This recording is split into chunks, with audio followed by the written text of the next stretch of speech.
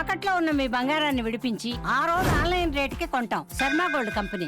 నమస్తే, welcome to Suman TV. నేను పద్మిని. ప్రస్తుతంతో పాటు ప్రముఖ ఆధ్యాత్మికవేత్త లక్ష్మీ నరసింహస్వామి ఉపాసకురాలు, అలాగే స్పిరిచువల్ హీలర్ శ్రీమతి స్రవంతి గారు మనతో పాటు ఉన్నారు. మాట్లాడదాం. అక్క నమస్తే. అక్క నమస్తే పద్మిని. అక్క, కమెంట్ సెక్షన్ లో ఒకళ్ళు అడిగారు, వెయిట్ లాస్ అనేది వింటూనే ఉంటాం కానీ వెయిట్ గెయిన్ కి చెప్పండి అని అంటున్నారు. వెయిట్ గెయిన్ అవ్వటం కష్టమా అక్క?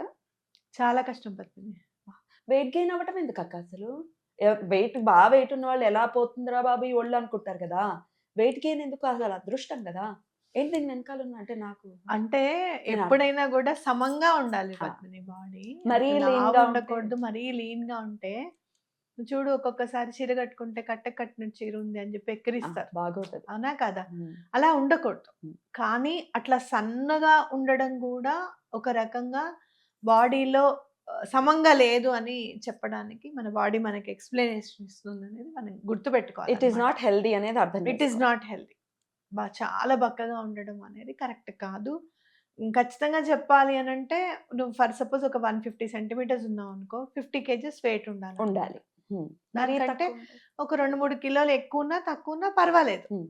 కానీ మరీ సన్నగా ఉంటే ఏంటి అని అంటే, నీకు సరైన విటమిన్స్ కానీ మినరల్స్ కానీ బాడీలో సరిగ్గా లేవు, అందడం లేదు బాడీకి అని చెప్పేది మనం గుర్తుపెట్టుకోవాలి.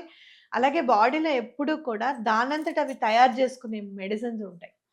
అంటే హార్మోన్స్ కావచ్చు, ఏవైనా కూడా దానంతట అది స్టెబిలైజ్ చేసుకునే ఉంటాయి. మనం పైనుంచి పిల్స్ వేసుకొని దాన్ని సమతుల్యం చేయడానికి ప్రయత్నించకూడదు. ఎప్పుడు కూడా న్యాచురల్ ఈజ్ న్యాచురల్, అలాగే ఆర్టిఫిషియల్ ఈజ్ ఆర్టిఫిషియల్. ఆ న్యాచురల్ థింగ్స్ ని మనం ఎప్పుడు కూడా బాడీలో దానంతట అది ప్రిపేర్ చేసుకోవడానికి మాత్రమే మనం సహకరించాలి. ఇప్పుడు ఒక క్వశ్చన్ అక్క, అన్యదా భావించకండి, మనం ఓపెన్ గా మాట్లాడితేనే ఉపయోగపడుతుంది కదా. వైవాహిక పరమైనటువంటి జీవితాల్లో కూడా ఇబ్బందులు వస్తాయి. మరీ పీలగా ఉంటే ఆడవాళ్ళు మరీ పీలగా ఉంటే అది ఇబ్బందులు తీసుకొస్తుంది. ఏ ఇబ్బందులు అనేది చెప్పాల్సిన అవసరం లేదు. అయితే ఈ ఇబ్బందులను అధిగమించడం అనేది మరి సాధ్యపడుతుందా? సాధ్యపడుతుంది. మీరు ఏం చేయాలి అని అంటే, మ్యాక్సిమం ప్రోటీన్ డైట్ తీసుకోవాలి. చాలా మంది ఏమనుకుంటారు అని అంటే, నేను బాగా తింటాను అని అంటారు. బాగా తినడము అని అంటే అన్నం ఇంత పెట్టేసుకోవడం కాదు. మీ ప్లేట్ ఎట్లా ఉండాలి అని అంటే, ప్రోటీనీషియస్ అండ్ న్యూట్రినీషియస్గా ఉండాలి. ఎప్పుడు కూడా న్యూట్రిషియస్గా ఉండాలి. ప్రోటీనీషియస్ అంటే ఏంటి అని అంటే, మీరు వెజ్లో చూసుకుంటే పన్నీర్ కావచ్చు, ఆకుకూర బౌల్ కావచ్చు, వీడు తినే కూరలు కావచ్చు.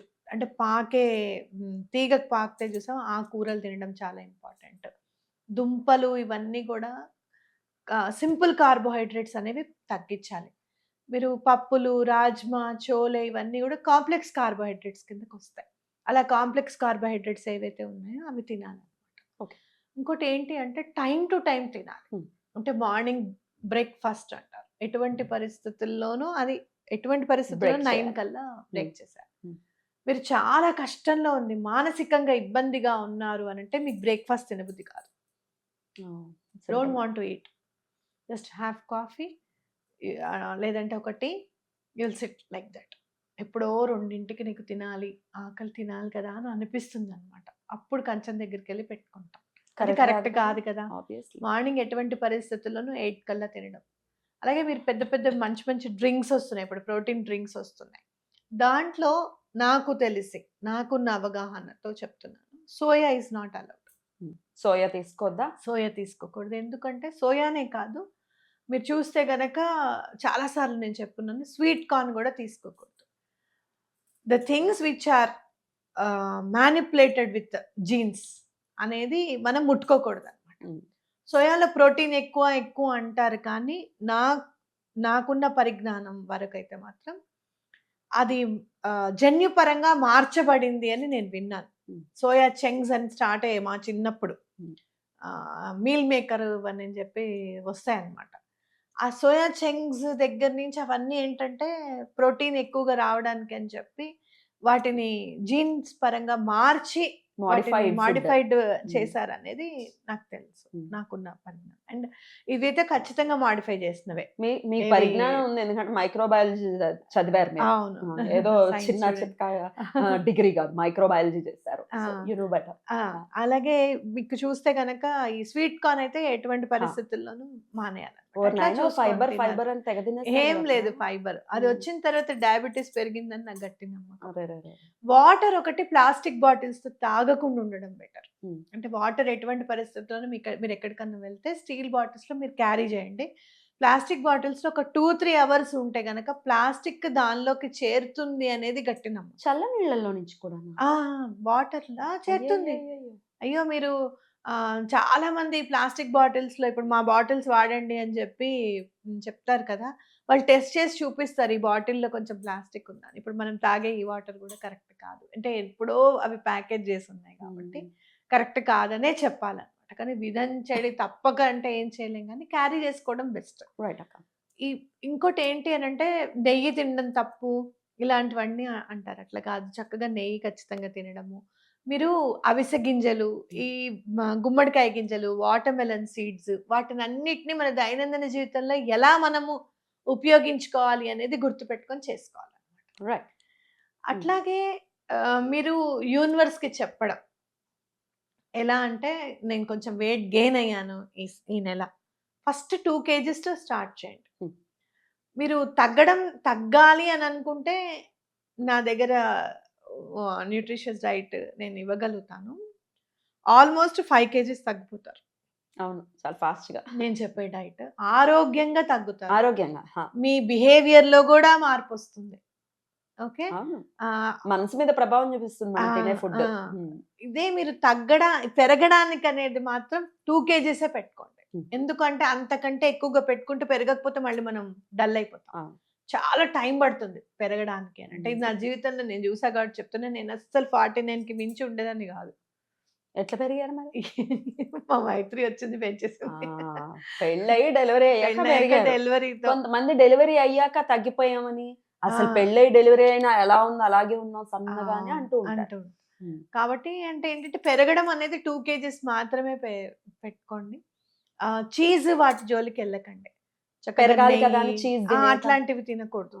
మీరు చక్కగా వెయిట్ గెయిన్ ఎట్లా అవ్వాలి అని అంటే సమంగా అవ్వాలి, పొట్ట రాకూడదు మళ్ళీ. కరెక్ట్, అసహ్యంగా ఉంటుంది. అంటే ఏంటంటే మీకు పొట్ట వస్తోంది వెయిట్ గెయిన్ లో అని అంటే కనుక మీరు సరైన సమతుల్య ఆహారం తినట్లేదని అర్థం అన్నమాట. ఓకే, కాబట్టి ఇలా చూసుకొని తినండి. అట్లాగే ఈ స్విచ్ వర్డ్స్ అనేవి యూనివర్స్ తో కనెక్ట్ అవ్వండి బాగా. ఎట్లా కనెక్ట్ అవ్వాలి? నేను కొంచెం వెయిట్ గెయిన్ అయ్యాను, నాకు చాలా సంతోషంగా ఉంది.